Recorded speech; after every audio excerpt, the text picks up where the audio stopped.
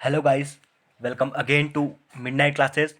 सो guys, आज के lecture में जो हम टॉपिक स्टडी करेंगे वो है Schrödinger time independent wave equation. Guys, बहुत ही ज़्यादा इंपॉर्टेंट टॉपिक है, आप लोग ध्यान से देखेंगे। गाइस, सबसे पहले Schrödinger time independent wave equation या श्रोडिंजर वेव इक्वेशंस के बारे में एक जनरल इंट्रोडक्शन दे देता हूँ मैं आपको। जैसे कि गाइस, श्रोडिंजर ने जो ये वेव इक्वेशन थी, ये उन्होंने डी ब्रॉगली मैटर वेव्स के कॉन्सेप्ट्स को लेकर पोस्टुलेट की। जैसे गाइज मैंने यहाँ पर मेंशन भी किया हुआ है।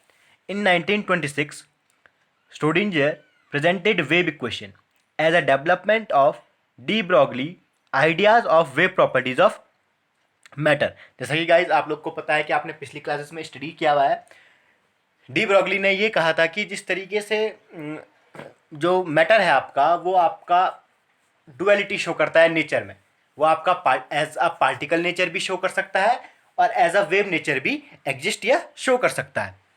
तो गाइस आगे देखिए, it is a differential equation for the de Broglie waves associated with the moving particle and describes the motion of a particle.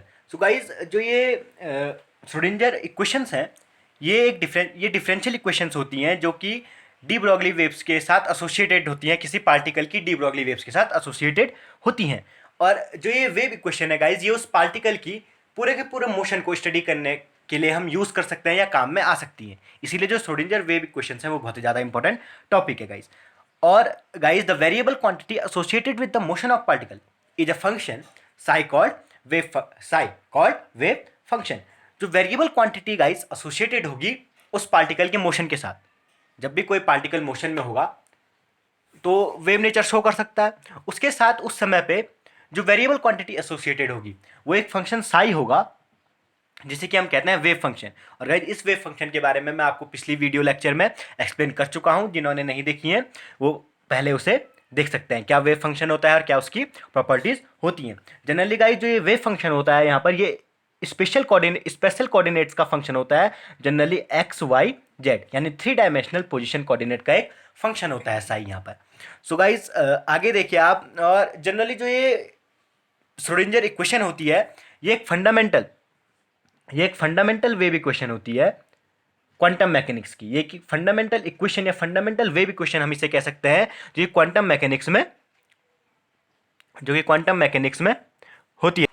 So guys, एक फंडामेंटल वेव इक्वेशन होती है। जिस तरीके से गाइस क्लासिकल मैकेनिक्स में, CM से denote कर रहा हूं मैं यहाँ पर, क्लासिकल मैकेनिक्स में जो न्यूटन लॉज ऑफ मोशन या न्यूटन इक्वेशन ऑफ मोशन होती हैं, Newton equation of motion NEM या न्यूटन लॉज ऑफ मोशन जो होते हैं, वो फंडामेंटल लॉज या फंडामेंटल इक्वेशंस होती हैं गाइस क्लासिकल मैकेनिक में, किसी भी एक बॉडी के मोशन को डिस्क्राइब करने के लिए। उसी तरीके से गाइस क्वांटम मैकेनिक्स में जो फंडामेंटल इक्वेशन होती है वो है श्रोडिंजर वेव इक्वेशन। और इस वेव इक्वेशन के थ्रू हम किसी भी पार्टिकल का वेव नेचर आसानी से डिस्क्राइब कर सकते हैं और पता लगा सकते हैं। सो गाइस, आगे बढ़ते हैं, किस तरीके से हम इस वेव इक्वेशन को डिराइव करेंगे। सबसे आसान तरीका पहले हम डिस्कस करेंगे, किस तरीके से हम इस Schrödinger time independent wave equation को आसानी से डिराइव कर सकते हैं। गाइस, हमें पता है कि वन डायमेंशनल सिस्टम में जो स्टडी वेव्स होती हैं उन्हें हम किस तरीके से रिप्रेजेंट कर सकते हैं गाइस। उन्हें हम रिप्रेजेंट कर सकते हैं psi equal to a sine 2πx upon lambda से। ये आपने पहले भी स्टडी किया हुआ है गाइस। जो वन डायमेंशनल में स्टडी वेव्स होती हैं उनमें अगर अगर हम स्टडी वेव्स का अगर हम एम्पलीट्यूड निकालना चाहें किसी पॉइंट पे, जैसे कि यहाँ पर x है, तो हम इस फंक्शन से उसे हम डिराइव कर सकते हैं, जहाँ पर कि साई क्या है गाइस, साई डिनोट करता है एम्पलीट्यूड ऑफ वेव को, amplitude of wave eight x। जो a है गाइस वो डिनोट करता है मैक्सिमम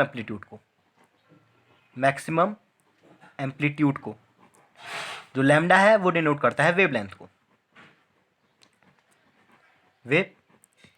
को। इसे गाइस आप इक्वेशन फर्स्ट मान लीजिए। अब जैसे गाइस मैंने अभी ऊपर बोला कि जो श्रोडिंजर वेव इक्वेशन होगी वो डिफरेंशियल इक्वेशन होगी। तो गाइस आप इसका डिफरेंशिएशन कर लीजिए। डिफरेंशिएटिंग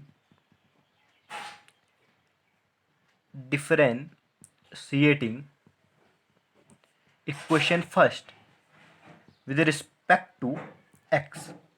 तो गाइज एक बार आप इसका डिफ्रेंशिएशन करेंगे तो गाइज आपको आसानी से क्या मिल जाएगा यहाँ पर, अगर आप इसका डिफ्रेंशिएशन करें तो क्या होगा guys, d psi upon d x equal to, A तो सेम रहेगा, कांस्टेंट क्वांटिटी है। तो भाई जब इसका डिफ्रेंशिएशन होता है, आपने बहुत बार पहले पढ़ा हुआ है, सिंपल सा है, 2 pi upon lambda sine, sorry differentiation करेंगे तो कॉस जाएगा guys, 2 pi upon lambda cos 2 pi x upon lambda with a minus sine, guys यहाँ पर कौन सा वाला फॉर्मूला यूज हुआ, आपको पता है, since d by d theta of sine theta equal to होता है माइनस कॉस थीटा। तो ये वाला फॉर्मूला का हमने यहाँ पर यूज़ किया, तो सिंपली आ गया ए 2 pi upon lambda minus cos 2 pi x upon lambda. इसे रीअरेंज करके लिखेंगे गाइस तो हो जाएगा ये माइनस 2 पाई अपॉन लैम्डा ए cos 2 pi x upon lambda. तो गाइज अब आप इसका डिफ्रेंशिएट कर लीजिए अगेन आप अगर इसका डिफ्रेंशिएट करेंगे, डिफ्रेंशिएटिंग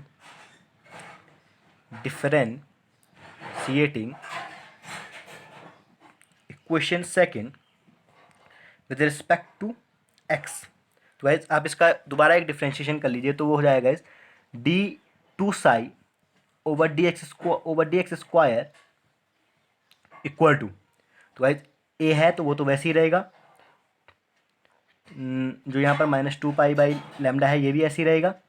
और गाइज आप इसका दोबारा डिफ्रेंशिएट करेंगे तो आपके पास 2 पाई अपॉन लैम्डा फिर से बाहर आ जाएगा और अंदर बच जाएगा आपके पास sine 2 pi x upon lambda. Guys यहाँ पर कौन सा फॉर्मूला यूज हुआ, since d by d theta of cos theta equal to होता है साइन थीटा।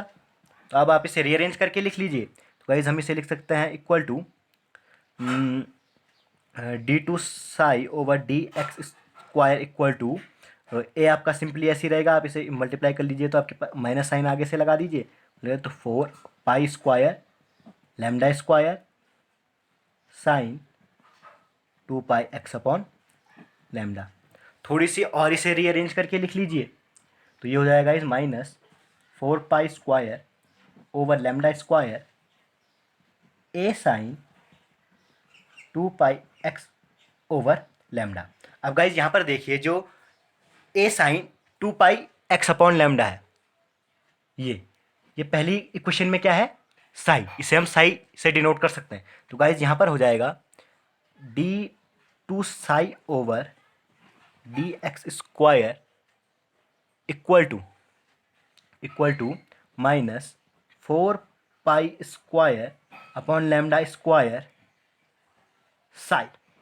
तो ये हो जाएगी हमारे पास third equation guys. So guys अब आगे हमको यहाँ पर डी ब्रॉगली कॉन्सेप्ट को यूज़ करना होगा। गाइज डी ब्रॉगली कॉन्सेप्ट का थोड़ी सी मैं आपको आइडिया दे देता हूँ फटाफट। डी ब्रॉगली कॉन्सेप्ट जो है वो कहता है कि कोई भी जो मैटर होगा उसे हम अगर वेव की तरह रिप्रेजेंट करें तो जो उसकी वेव लेंथ होगी लैम्डा इक्वल टू हो जाएगा एच अपॉन पी, जहाँ पर कि पी क्या है, मोमेंटम, यहाँ पर कि पी क्या है, मोमेंटम, और एच आपको पता है प्लांक कांस्टेंट।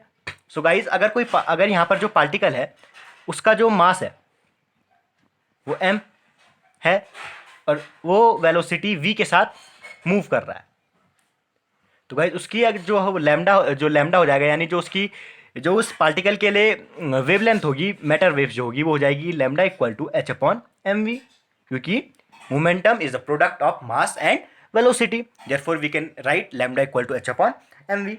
सो गाइज ये हो गया। अब गाइज हमने इससे पहले क्वेश्चन में हमने देखा था कि हमारे पास था -4 pi square upon lambda square psi. तो गाइज हमें यहाँ पर जो वैल्यू चाहिए वो चाहिए 1 अपॉन लैम्डा स्क्वायर की वैल्यू।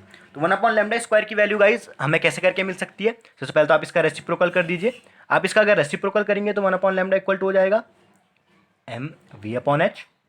अब आपको स्क्वायर में चाहिए तो आप 1 अपॉन लैम्डा स्क्वायर कर लीजिए, क्योंकि 1 का स्क्वायर तो 1 होता है, तो आप होल स्क्वायर करेंगे तो m square v square upon h square, ये हो जाएगा। अब गाइज हमें वेव इक्वेशन में एक एनर्जी का टर्म चाहिए, क्यों चाहिए गाइस? क्योंकि अगर हम एनर्जी को एक्सप्लेन कर पाते हैं किसी भी पार्टिकल के मोशन के साथ, तो हम उसके बाकी और वेरिएबल्स और बाकी और फिजिकल टर्म्स को भी आसानी से एक्सप्लेन कर सकते हैं। तो गाइज अब देखिए, यहाँ पर सबसे आसानी से जो एनर्जी का टर्म बन सकता है, यहाँ पर हमारे पास m²v² है, तो यहाँ पर जो आसानी से टर्म बन सकता है एनर्जी का, वो बन सकता है काइनेटिक एनर्जी का टर्म। तो हम इसे काइनेटिक एनर्जी के टर्म में बनाने के लिए क्या करेंगे गाइज, हम इसमें 1/λ² इक्वल टू, हम इसमें 2 से इंटू भी कर लेंगे और 2 से डिवाइड भी कर लेंगे। तो गाइज हम इसे लिख सकते हैं 2m, m बाहर ले लीजिए और अंदर लिख दीजिए गाइज 1/2mv² ओवर h²। अब गाइज ये देखिए 2 से 2 कट जाएगा, m²v² सेम का सेम वैसे ही रहेगा। तो हमने 2 से इंटू भी कर लिया और 2 से डिवाइड भी कर लिया और एक m बाहर रख दिया। अब गाइज यहाँ पर काइनेटिक एनर्जी का टर्म बन गया, तो हम इसे लिख सकते हैं 2m, काइनेटिक एनर्जी के से रिप्रेजेंट कर लेते हैं, अपॉन h²। अब गाइज आपको एक चीज़ पता है, एक क्वेश्चन आपने पढ़ी हुई है, सिंपल जनरल इक्वेशन है कि जो टोटल एनर्जी है, इसे हम ई से रिप्रेजेंट कर लेते हैं। टोटल एनर्जी को हम लिख सकते हैं kinetic energy plus potential energy, जिसमें काइनेटिक एनर्जी को हम के से डिनोट कर लेते हैं, पोटेंशियल एनर्जी को वी से डिनोट कर लेते हैं। अब गाइस अगर आप यहाँ से काइनेटिक एनर्जी की वैल्यू निकालना चाहें, तो काइनेटिक एनर्जी की वैल्यू ये हो जाएगी guys total energy minus potential energy. अब गाइस ये हमने इसीलिए निकाला क्योंकि काइनेटिक एनर्जी सिर्फ तब तक होगी जब तक कोई पार्टिकल मोशन में होगा, और जब वो रेस्ट में है तो इसीलिए हमें टोटल एनर्जी और पोटेंशियल एनर्जी को टर्म यहाँ पर इंसर्ट करने पड़ेंगे। तो गाइस अब आप काइनेटिक एनर्जी की जगह ये टर्म रख दीजिए E-v। तो गाइस जब आप इसे रखेंगे तो ये हो जाएगा 1/λ² equal to 2m E-v upon h²। अब गाइस आपको 1/λ² का वैल्यू मिल चुका है। सो गाइस इस 1/λ² की वैल्यू आप रख दीजिए इक्वेशन थर्ड में जो आपको मिली थी, पुट 1/λ² इन इक्वेशन थर्ड, जो आपको इक्वेशन थर्ड में मिली थी। तो गाइस जब आप इस इक्वेशन थर्ड में इस वैल्यू को रखेंगे 1/λ² की वैल्यू को जब आप रखेंगे, सो गाइस ये आसानी से बन जाएगा आपका d2ψ over dx² equal to क्या हो जाएगा गाइस, -4π² तो वैसे ही रहेगा ऊपर का, और 1/λ² की वैल्यू क्या है 2m अपॉन h² E-v, ये वैल्यू है यहाँ पर। सो गाइज अब आप इसे थोड़ी सी रीअरेंज करके लिख लीजिए। आप इसे थोड़ी सी रीअरेंज करके लिखेंगे तो गाइज ये हो जाएगा d2ψ over dx² equal to -4 × 2 8 π² m अपॉन h² E-v। सो गाइज अब आप -8π² m ओवर h² E-v को अगर आप फिर लेफ्ट हैंड साइड लाएंगे तो ये कन्वर्ट हो जाएगा guys d2ψ over dx² minus का है तो प्लस हो जाएगा, plus 8π² m over h² E-v equal to 0। Guys यहाँ पर मुझे लगता है कि यहाँ पर ऊपर सही कर लीजिए आप थोड़ी सी, एक साई जो फंक्शन था आपका वो मिस हो चुका है यहाँ पर। जो पहली क्वेश्चन आपकी थी वो थी जो थर्ड इक्वेशन, यहाँ पर आपको थर्ड इक्वेशन में मैंने यहाँ पर रखने को कहा है। तो गाइज थर्ड इक्वेशन जो थी आपकी वो थी -4π² λ² साई। तो 1/λ² की वैल्यू आपने रखी, तो गाइज यहाँ पर E-v के साथ यहाँ पर साई आएगा, यहाँ पर भी साई आएगा और यहाँ पर भी लास्ट में साई इंसर्ट कर लीजिए आप। ये छूट गया था, इसे आप सही कर लीजिए गाइज।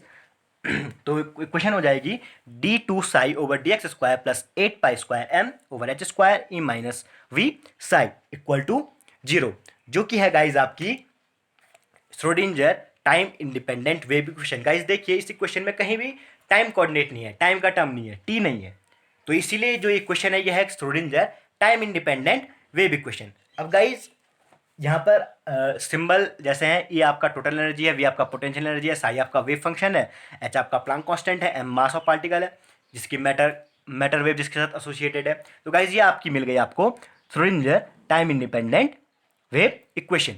गाइज ये 1 डायमेंशनल वेव इक्वेशन है। अब अगर आप इसे 3 डायमेंशनल में कन्वर्ट करना चाहते हैं तो आपको कुछ नहीं करना है गाइज, आपको बस यहाँ पर चेंज करना है। यहाँ पर जो होगा गाइज 3 डायमेंशनल आ जाएगा, तो आप इसे लिख लीजिए, ये हो जाएगा del square psi over del x square plus del square psi over del y square plus del square psi over del z square, बाकी सेम यही रहेगा, 8 pi square m over h square E minus v psi equal to 0। ये आपने three dimensional में change कर लिया, ये 3 dimensional coordinate हो गए गाइज।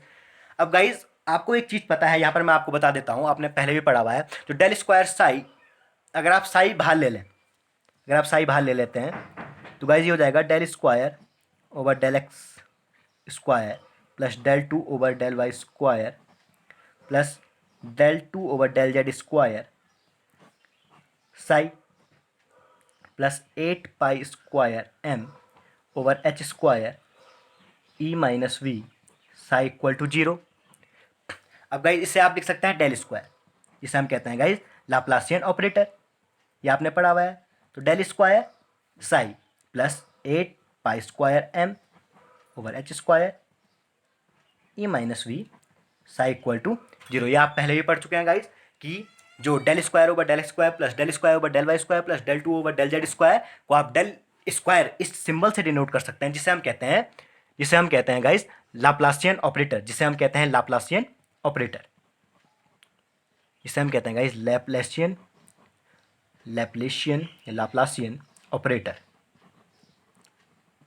ऑपरेटर। सो गाइज जो इक्वेशन है ये आपकी कन्वर्ट हो गई 3 डायमेंशनल कोऑर्डिनेट में, और इसी इक्वेशन को हम कहते हैं guys Schrodinger time independent wave equation. अब गाइज इसमें एक और तरीके से हम इसे रिप्रेजेंट करते हैं, हैमिल्टोनियन ऑपरेटर। कैसे हम यहाँ पर इंसर्ट करेंगे या किस चीज़ को हम हैमिल्टोनियन ऑपरेटर लिखते हैं, वो गाइज मैं आपको अगली वीडियो लेक्चर में बता दूंगा, जब हम एक बार Schrodinger time dependent wave equation को पूरा कर लेंगे। क्योंकि guys Schrodinger time independent equation के बाद आपके पास एक मेथड ये आएगा कि आप Schrodinger time dependent wave equation से टाइम इंडिपेंडेंट वेव इक्वेशन को डिराइव कीजिए, तो वहाँ पर हम उसे डिराइव भी करेंगे, और लास्ट में मैं आपको ये भी बता दूंगा कि किस तरीके से हम इन जो श्रोडिंगर की इक्वेशन है जो आपको डिराइव भी यहाँ पर, और जो श्रोडिंगर टाइम डिपेंडेंट इक्वेशन हम डिराइव करेंगे आगे, उसको किस तरीके से हम हैमिल्टोनियन ऑपरेटर में चेंज कर सकते हैं। So guys thank you.